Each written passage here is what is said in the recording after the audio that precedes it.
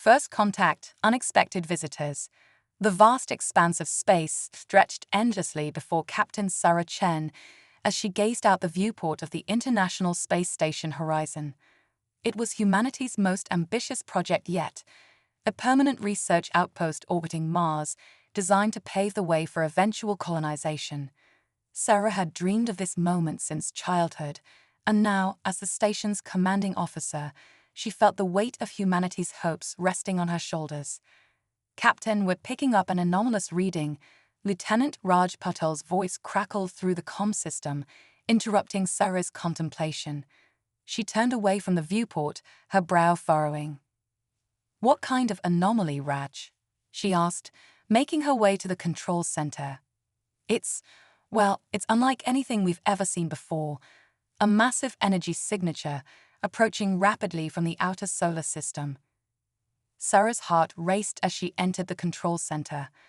The room was a flurry of activity, with crew members hunched over consoles, frantically analyzing data. She leaned over Rage's shoulder, studying the readouts on his screen. "That can't be right," she muttered, her eyes widening. "The speed, the energy output, it defies everything we know about physics." As if in response to her disbelief, a blinding light flooded the station. Sarah shielded her eyes, her mind reeling. When the light faded, she rushed back to the viewport, her crew close behind. What they saw left them speechless. A massive vessel, easily 10 times the size of their station, hovered silently before them. Its surface shimmered with an otherworldly iridescence, seamlessly blending organic and technological elements in a way that seemed impossible. "My God," Sarah whispered, her voice barely audible. "We're not alone." For several tense minutes, nothing happened. The alien ship remained motionless, its presence both awe-inspiring and terrifying. Sarah's mind raced, considering their options. They were woefully unprepared for this moment. No protocols, no guidelines for first contact. Suddenly, a beam of soft, blue light emanated from the alien vessel, enveloping the station. Sarah tensed, expecting the worst, but nothing seemed to happen. "Captain," Raj called out, his voice trembling slightly. "We're receiving a transmission. It's in English." Sarah's eyebrows shot up in surprise. "Put it through," she ordered, steeling herself. A melodious voice filled the station, its tones unlike anything they had ever heard before. "Greetings, humans of Earth. We are the Zaraquin, travelers from beyond your stars. We come in peace, seeking knowledge and understanding." The crew exchanged looks of astonishment and disbelief. Sarah took a deep breath, knowing that her next words would be historic. "This is Captain Sarah Chen of the International Space Station Horizon. On behalf of humanity, we welcome you. Your arrival is unexpected, but we are honored to make your acquaintance." There was a pause, and for a moment, Sarah feared she had said something wrong. Then the voice returned, a hint of what seemed like amusement in its tone. "Captain Chen, we appreciate your welcome. We have been observing your species for some time, learning your languages and customs. We believe the time has come for direct contact. With your permission, we would like to send a small delegation to your station." Sarah's mind whirled. This was far beyond her authority, but she knew she couldn't let this opportunity slip away. "We would be honored," she replied, hoping she wasn't making a terrible mistake. "Please allow us some time to prepare for your arrival." "Of course," the voice responded. "We shall await your signal." As the transmission ended, the control room erupted into a frenzy of activity. Sarah barked out orders, her training kicking in despite the unprecedented situation. "Raj, contact Earth immediately. Use the quantum entanglement communicator. This can't wait for the normal delay. Dr. Evans, prepare the quarantine protocols. We don't know what kind of biology we're dealing with here. And someone get me a damn rulebook on alien diplomacy." The next few hours were a blur of preparations and hurried communications with Earth. World leaders were awakened in the middle of the night, emergency meetings were convened, and humanity collectively held its breath as it prepared for its first extraterrestrial visitors. Finally, With the station as ready as it could be, Sarah sent the signal to the Zarquin ship. The response was almost immediate. A smaller craft detached from the massive vessel and gracefully made its way towards the station's airlock. Sarah stood at the ready, flanked by Dr. Yuki Tanaka, the station's chief scientist, and Major Carlos Rodriguez, head of security. They had all donned protective suits as a precaution, unsure of what to expect. The airlock cycled, and for the first time in human history, an alien set foot on a human structure. The being that emerged was nothing like they had imagined. Standing nearly 8 feet tall, its body seemed to shimmer and shift, as if not entirely solid. Multiple limbs, Sarah couldn't quite count how many, moved with fluid grace, but it was the alien's face, or what passed for a face, that truly captivated them. A swirling vortex of colors danced where eyes should have been, somehow conveying a sense of ancient wisdom and childlike curiosity all at once. "Greetings, Captain Chen," the alien spoke, its voice resonating not through the air, but directly in their minds. "I am Zorax, emissary of the Zarquin. We are honored to meet you face to face." Sarah swallowed hard, forcing herself to focus. "The honor is ours, Zorax. Welcome aboard the Horizon." As Zorax moved further into the station, followed by 2 other Zarquin, Sarah couldn't help but notice how they seemed to glide rather than walk, their bodies adapting effortlessly to the microgravity environment. "Your station is most impressive," Zorax communicated, the colors in its face vortex swirling faster. "We have observed your species' rapid technological advancement with great interest. It is why we chose to make contact now." Dr. Tanaka stepped forward, her scientific curiosity overcoming her initial shock. "Zorax, your technology, your very biology, it's beyond anything we've ever encountered. How is it that you can communicate with us so easily?" The alien's body rippled in what Sarah interpreted as amusement. "Dr. Tanaka, your inquisitiveness is admirable. We Zarquin are what you might call psychic. We can perceive and project thoughts across vast distances. Learning your languages was a simple matter of tuning into the collective consciousness of your planet." Major Rodriguez tensed at this revelation, his hand instinctively moving towards the weapon at his hip. "You've been reading our minds?" he asked, a hint of accusation in his voice. Zorax's colors darkened slightly. "We apologize if this causes distress. Our intention was not to invade your privacy, but to facilitate peaceful communication. We only observe surface thoughts freely broadcasted."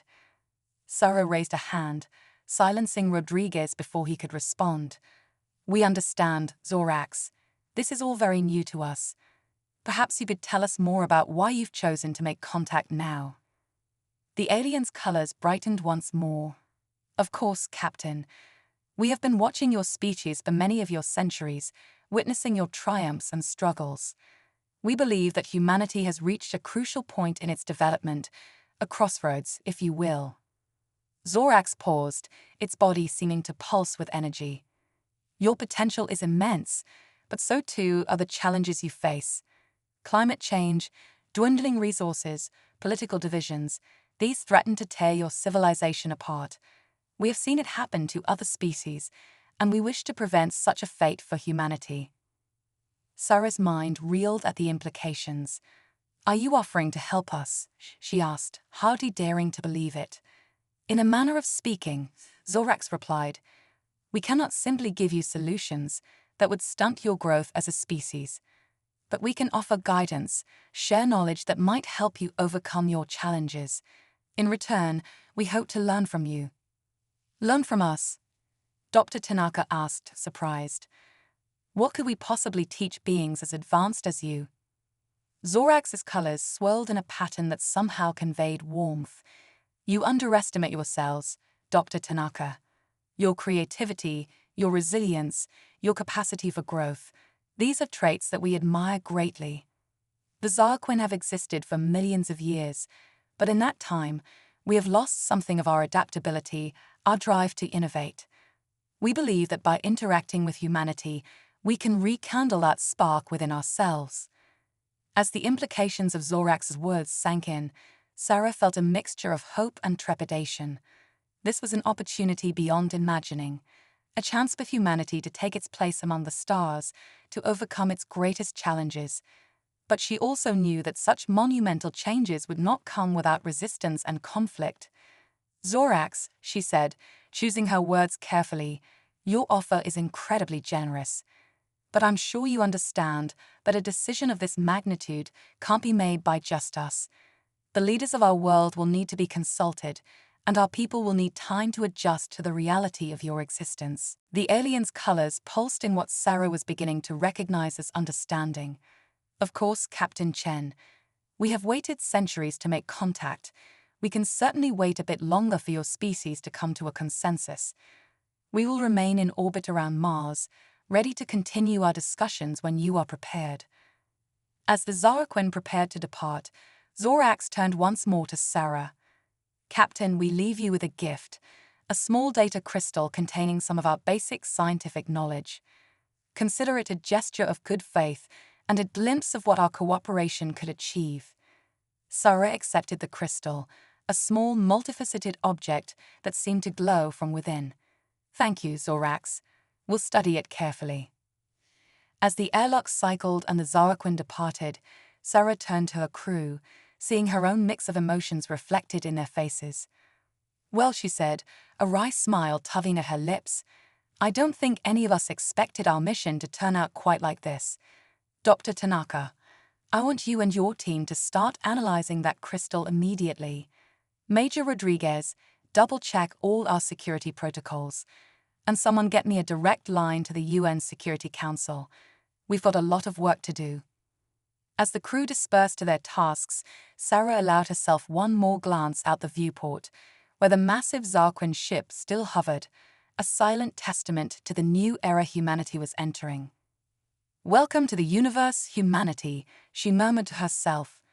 "Let's hope we're ready for it." Cultural clash, misunderstandings, and revelations. The world was never the same after first contact. As news of the Zarquin spread, humanity experienced a collective existential crisis.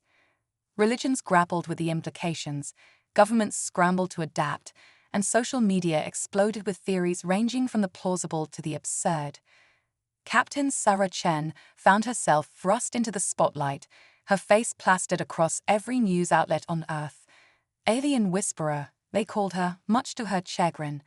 But as she stood before the United Nations General Assembly, she felt anything but confident. "Ladies and gentlemen," she began, her voice echoing through the packed chamber, "we stand at the precipice of a new age. The Zaraquin offer us knowledge beyond our wildest dreams, but we must proceed with caution and wisdom." As Sarah detailed her encounters with the aliens, a mixture of awe and fear rippled through the audience.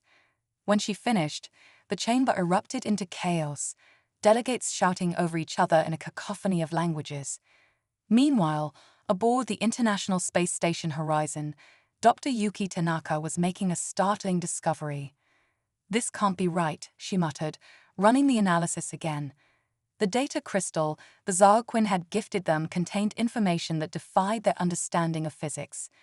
If this is correct, it changes everything we know about, well, everything.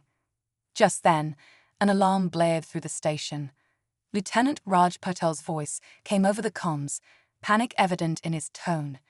"Dr. Tanaka, we've got a situation. The Zaraquin ship, it's on fire." Yuki rushed to the viewport, her eyes widening at the sight. The massive alien vessel was indeed engulfed in what appeared to be flames, but they were like no fire she had ever seen. The blaze shifted colors rapidly, from deep crimson to electric blue to a green so vivid it hurt to look at. "This is Captain Chen to Zaraquin vessel," Sarah's voice crackled over the comms. She had cut her UN address short upon hearing the news. "Do you require assistance?" The response came not through their communication systems, but directly into their minds, a telepathic message tinged with confusion and distress. "Humans, why are you igniting our flesh? We thought we had reached an understanding." The crew exchanged baffled looks. "Igniting your flesh?" Sarah replied, bewildered. "We've done nothing of the sort. The fire seems to be coming from within your ship." There was a pause, and then Zorax's familiar mental voice responded, this time with a hint of embarrassment. Oh dear. It seems we had a bit of a misunderstanding." As it turned out, the fire was actually a natural process for the Zarquin, a form of cellular regeneration that happened to resemble combustion. The aliens had mistaken humanity's shock and concern for aggression, their telepathic abilities picking up on the crew's alarm and interpreting it as hostile intent. "Well, that's a relief," Sarah sighed, the tension draining from her shoulders. "But it highlights a crucial point. There's still so much we don't understand about each other." Zorax's mental voice carried a note of agreement. "Indeed, Captain Chen. Perhaps it's time we engaged in a more comprehensive cultural exchange." And so began one of the strangest diplomatic missions in human history. A team of Earth's brightest minds was assembled to visit the Zarquin ship, while a group of alien delegates prepared to experience life aboard the Horizon. Dr. Tanaka led the human delegation, her scientific curiosity overriding any lingering fear. As they stepped aboard the alien vessel, they found themselves in an environment that defied description. The interior seemed to be alive, pulsing with bioluminescent light and reconfiguring itself as they watched. "Welcome," Zorax greeted them, its body shimmering with excitement. "We have prepared an immersive experience to help you understand our way of life." What followed was a mind-bending journey through Zarquin history and culture. The humans found their consciousnesses expanded, experiencing alien memories as if they were their own. They'd felt the thrill of surfing solar winds, the serenity of telepathic communion with entire civilizations, and the profound loneliness of outliving stars. Meanwhile, aboard the Horizon, the Zarquin delegates were having their own revelations. They marveled at the simplicity and ingenuity of human technology, so different from their own bioengineered solutions. They struggled with the concept of individual privacy, accustomed as they were to a society of open telepathic communication. One young Zarquin, Selthor, became particularly fascinated with human art. It spent hours in the station's small recreation area, captivated by reproductions of Earth's masterpieces. "This Starry Night," Selthor communicated to Major Rodriguez, its colors swirling in patterns of wonder. "Your Van Gogh captured the cosmic dance in mere pigments. How is this possible without telepathic projection?" Rodriguez, despite his initial skepticism, found himself warming to the alien's childlike enthusiasm. "That's the beauty of art, I suppose. It speaks to something universal." As the exchange continued, both species found their preconceptions challenged. The humans were humbled by the Zarquin's advanced technology and cosmic perspective, but they also recognized the aliens' admiration for human creativity and adaptability. The Zarquin, for their part, were forced to confront the limitations of their telepathic abilities. They had observed humanity from afar, but experiencing human culture firsthand revealed depths they had never imagined. However, not all the revelations were positive. As Dr. Tanaka delved deeper into the data crystal's secrets, she uncovered information that sent a chill down her spine. The Zarquin's long lifespan and advanced technology came at a cost, one that could have dire implications for Earth. "Captain," she reported, her face grave as she addressed Sarah over a secure channel. "The Zarquin's biology, it's not just different from ours, it's fundamentally incompatible. Their cellular regeneration process, the one we mistook for fire, it releases a type of radiation that's harmless to them, but potentially lethal to us with prolonged exposure." Sarah felt her heart sink. "Are you saying that just by being near us, they're putting us at risk?" Yuki nodded sullenly. "It gets worse. The data suggests that this radiation has a cumulative effect on planetary ecosystems. Everywhere the Zarquin have lived long-term, they've unintentionally terraformed the environment to suit their needs. If they were to settle on Earth, it would be the end of our biosphere," Sarah finished, the implications hitting her like a physical blow. "Does Zorax know about this?" I don't think so, Yuki replied. From what I can tell, the Zarquin's telepathic nature makes them somewhat oblivious to their physical impact. They've never encountered a species as susceptible as we are. Sarah closed her eyes, taking a deep breath. The joy of first contact, the hope for a brighter future, it all seemed to be slipping away. How could they maintain peaceful relations with a species that could destroy them simply by being near? We need to tell them, she said finally, her voice firm. And we need to find a solution. The Zarquin have technology beyond our imagining. There has to be a way to shield ourselves or to neutralize the radiation. As Sarah prepared to have one of the most difficult conversations of her life, she couldn't help but marvel at the irony. Humanity had long feared that first contact with aliens might end in war or subjugation. Instead, they faced a threat born not of malice, but of simple biological incompatibility. Well, she muttered to herself, straightening her uniform, no one ever said that joining the galactic community would be easy. With determination in her steps, Sarah made her way to the conference room where Zorax waited, blissfully unaware of the bombshell she was about to drop. As she walked, she steeled herself for what was to come, knowing that the next few hours would determine the future of human-Zarquin relations, and perhaps the fate of Earth itself.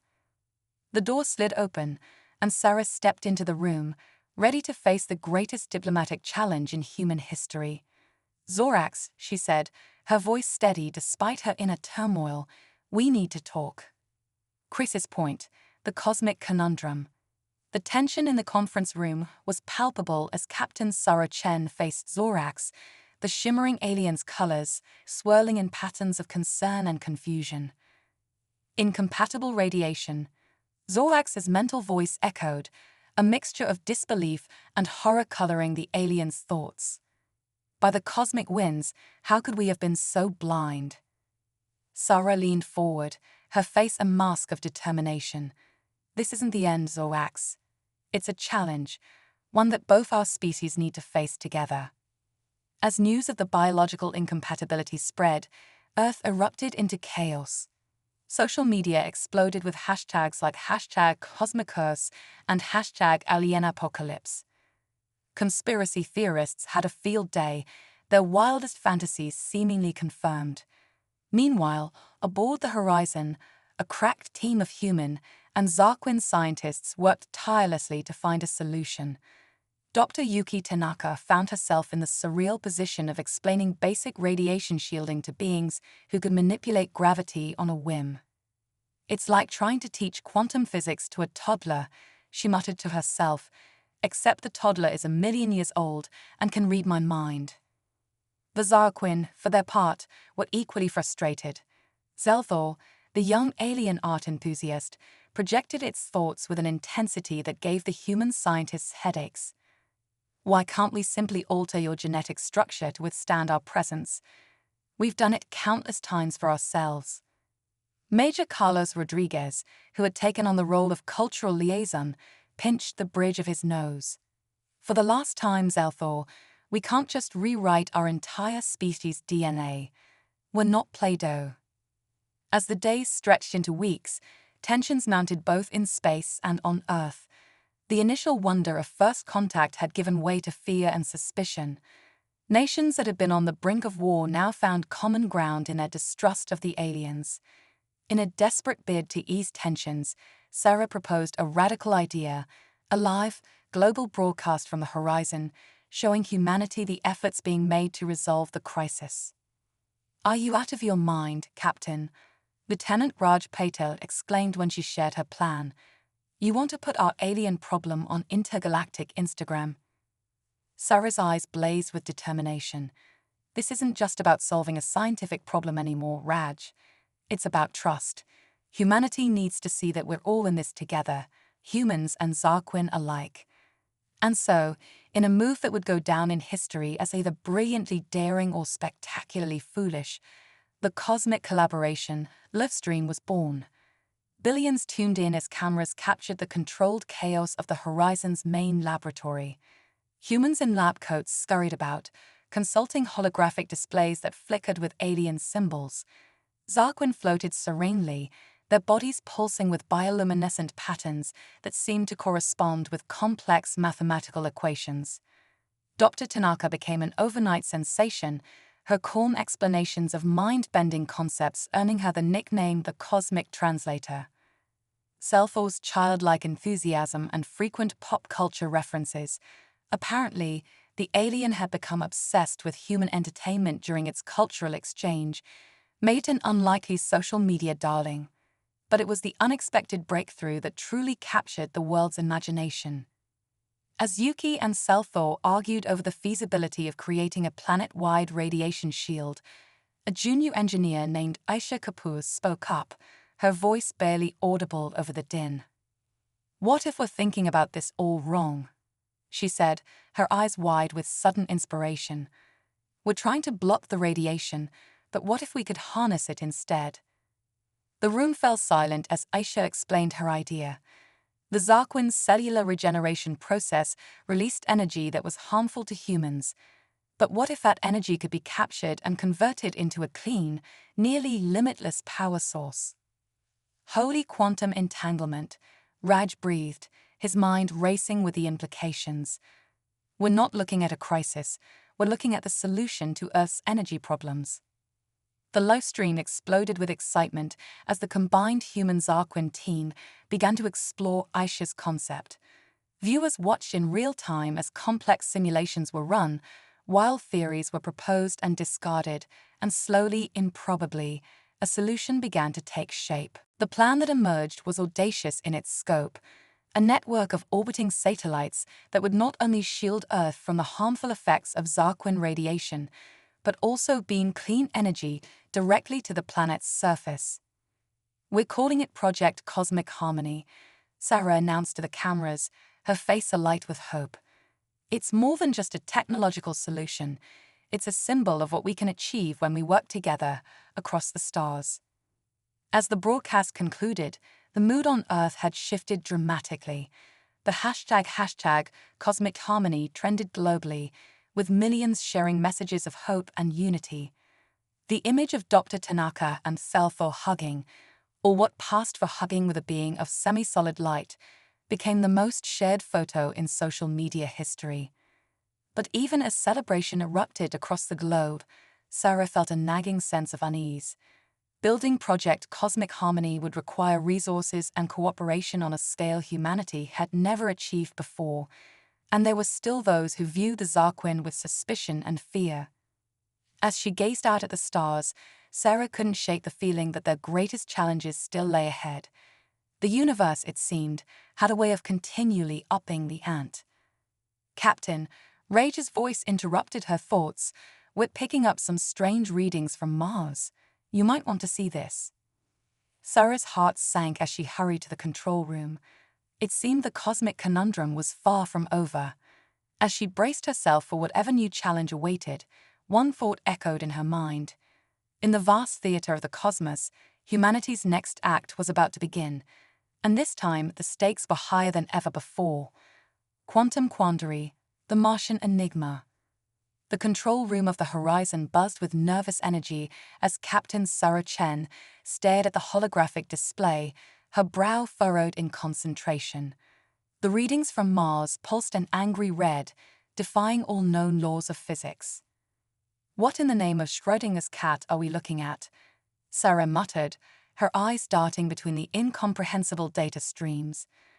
Dr. Yuki Tanaka, her hair disheveled from sleepless nights of cosmic problem-solving, zoomed in on a particular section of the Martian surface. "It appears to be some kind of quantum anomaly. The fabric of space-time itself is unraveling around Olympus Mons." Zorax, the Zarquin ambassador, pulsed with agitation, its colorful body flickering like a malfunctioning neon sign. "This is unprecedented. Even in our vast history, we've never encountered such a phenomenon." As the team debated the nature of this new crisis, Lieutenant Raj Patel's voice cut through the chaos. "Oh, guys, you might want to see this. It's trending on every social media platform." With a flick of his wrist, Raj projected a video onto the main screen. It showed an amateur astronomer's telescope feed focused on the Martian surface. As they watched, a massive, shimmering portal materialized near the base of Olympus Mons. "Holy quantum leap," Sarah breathed, her mind reeling at the implications. "We're looking at a naturally occurring wormhole." The internet exploded with theories. Hashtag Martian Portal and hashtag Cosmic Doorway became the top trending topics worldwide. Memes featuring everything from ancient aliens to Rick and Morty flooded social media feeds. But amidst the digital frenzy, a chilling realization dawned on the Horizon's crew. The quantum instability wasn't just a scientific curiosity, it was a threat to the entire solar system. If that portal keeps expanding at its current rate, Dr. Tanaka explained, her voice grim, it could tear Mars apart within weeks. And after that, Earth would be next, Sarah finished, the weight of the situation settling on her shoulders like a neutron star.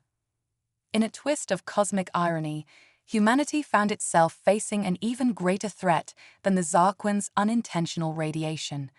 The very fabric of space-time was unraveling in their backyard, and they had no idea how to stop it. As news of the Martian anomaly spread, the fragile trust between humans and Zarquin was put to the test. Conspiracy theories ran wild, with some claiming the aliens had engineered the crisis to force humanity into dependence on their advanced technology. Sarah knew they needed a plan, and fast. In a move that would make headlines across the globe, she proposed a joint human-Zarquin mission to Mars. Their goal, to study the anomaly up close and find a way to neutralize it. "We're calling it Operation Quantum Leap," Sarah announced in a global broadcast, her voice steady despite the butterflies in her stomach. "And we're assembling a team of the brightest minds from both our species." The selection process became a global sensation, with millions tuning in to watch as candidates were put through their paces. It was like American Idol meets The Right Stuff, with a dash of intergalactic flair. Dr. Tanaka, now a household name thanks to her role in the Cosmic Harmony Project, was an obvious choice to lead the scientific team, but it was the selection of the mission's engineer that really captured the public's imagination. Aisha Kapoor, the junior engineer whose insight had been crucial in solving the radiation crisis, found herself thrust into the spotlight. Her combination of brilliant problem-solving skills and relatable charm made her an instant celebrity. "I'm just a girl from Mumbai who dreamed of the stars," Esha told reporters, her eyes shining with a mixture of excitement and terror. "I never imagined I'd be trying to save 2 planets before my 30th birthday." The Zarquin, for their part, selected Selfo as their primary representative. The young alien's unconventional thinking and fascination with human culture made it the perfect bridge between the two species. As the team prepared for their mission, Earth held its breath. The stakes couldn't be higher. The fate of 2 worlds hung in the balance. The launch day arrived, and billions watched as the specially designed ship, christened the Quantum Voyager, lifted off from the horizon. Its sleek hull, a fusion of human and Zarquin technology, glinted in the starlight as it set course for the Red Planet. But as they approached Mars, the mission hit its first major snag. The quantum instability surrounding the planet played havoc with their instruments, making a safe landing seemingly impossible. "It's like trying to parallel park in a tornado," Aisha grumbled, her fingers flying over the ship's controls. "While blindfolded, and the parking spot keeps moving." It was Selfo who provided the breakthrough. "What if we don't fight the quantum fluctuations?" the alien suggested, its body pulsing with excitement. "What if we ride them instead?" Using the Zarquin's innate ability to perceive quantum states, combined with Aisha's out-of-the-box engineering solutions, the team managed to surf the waves of probability itself. They landed on Mars in a maneuver that looked more like a dance than a spacecraft touchdown. As they stepped onto the Martian surface, the portal loomed before them, a shimmering tear in the fabric of reality. Dr. Tanaka's instruments went haywire, spitting out readings that defied comprehension. "It's beautiful," Selfo communicated, its body reflecting the portal's ethereal light. and terrifying. But as they approached the anomaly, something unexpected happened. The portal began to pulse, almost as if it were alive. "Oh, guys," Aisha's voice quavered slightly. "I don't think this is a naturally occurring phenomenon anymore." Before anyone could respond, a figure emerged from the portal. It was unlike anything they had ever seen, a being of pure energy, its form constantly shifting and changing. "Greetings, children of the cosmos," a voice resonated in their minds, ancient and powerful. "We've been waiting a long time for you to arrive." Sarah, watching from the horizon, felt her jaw drop. First contact had been world-changing enough, but this was something else entirely. As the energy being hovered before the stunned team, one thought echoed through the minds of humans and Zarquin alike. The universe, it seemed, had a few more surprises up its sleeve, and humanity's cosmic adventure was only just beginning. Cosmic crescendo, the multiversal maze. The Martian landscape shimmered with an otherworldly glow as the energy being hovered before the awestruck team. Dr. Yuki Tanaka's instruments sparked and fizzled, overwhelmed by readings that defied known science. "We are the quantum collective," the being's voice resonated in their minds, a symphony of countless harmonizing thoughts. "Guardians of the multiverse nexus you stumbled upon." Aisha Kapoor, her eyes wide with wonder, couldn't help but blurt out, "Holy motherboard, we've just speedrun the entire Kardashev scale." The being's form rippled with what could only be described as cosmic amusement. "Your species' propensity for colorful metaphors never ceases to entertain us." Back on the horizon, Captain Sarah Chen watched the unfolding scene with a mixture of awe and trepidation. First aliens, now interdimensional beings. The universe is really throwing the kitchen sink at us. The quantum collective's presence sent shockwaves through Earth's scientific community. #multiverse confirmed trended globally, while physicists worldwide frantically revised their theories of everything. But the initial wonder quickly gave way to a chilling realization. The portal wasn't just a scientific curiosity, it was a gateway to potential annihilation. "The nexus is unstable," the collective explained, its voice tinged with urgency. "The barriers between realities are weakening. If they collapse entirely, total universal entropy," Dr. Tanaka finished, her face pale. "The heat death of not just our universe, but all universes." The magnitude of the crisis made their previous challenges seem like child's play. Humanity and the Zarquin now faced a threat to the very fabric of existence itself. In a move that would be remembered for eons, the Quantum Collective proposed an unprecedented solution: a cosmic relay race through the multiverse to stabilize the nexus points. "We need a team capable of adapting to the unique laws of each reality," the collective explained. "The Zarquin's psychic abilities, combined with humanity's boundless creativity, make you uniquely suited for this task." And so, Operation Reality Relay was born. A crack team of humans and Zarquin would journey through the portal, visiting alternate realities to stabilize the cosmic architecture. The selection process for this multiversal mission became the most watched event in human history. It was like the Amazing Race meets Quantum Leap, with the fate of all existence at stake. Dr. Tanaka and Aisha were obvious choices, their brilliant minds essential for navigating the scientific challenges ahead. Zelvol, the Zarquin's resident human culture enthusiast, was selected for its adaptability and unique perspective. But it was the final human choice that caught everyone off guard. Major Carlos Rodriguez, the once skeptical security officer, was picked for his quick thinking and combat skills. "Just in case we run into any interdimensional nasties," he quipped, trying to mask his nervousness with bravado. As the team prepared to embark on their cosmic odyssey, Earth held its collective breath. The mission was dubbed Operation Infinity and Beyond, a name that went viral faster than a quantum particle. The day of departure arrived, and billions watched as the team stepped through the shimmering portal. What followed was a journey beyond imagination, broadcast in real-time thanks to Zarquin quantum entanglement technology. They visited a reality where the laws of physics were written in music, forcing the team to literally harmonize their actions to move or communicate. Aisha's impromptu rap about quarks and leptons became an instant internet sensation. In another universe, they found a world where thought manifested as physical reality. Major Rodriguez's stray thought about tacos nearly derailed the mission when it materialized a mountain of Mexican food. But it was in a reality of pure mathematics that they faced their greatest challenge. Here, every action had to be expressed as a complex equation. Dr. Tanaka's ability to solve differential equations on the fly saved them from being forever trapped in an infinite recursive loop.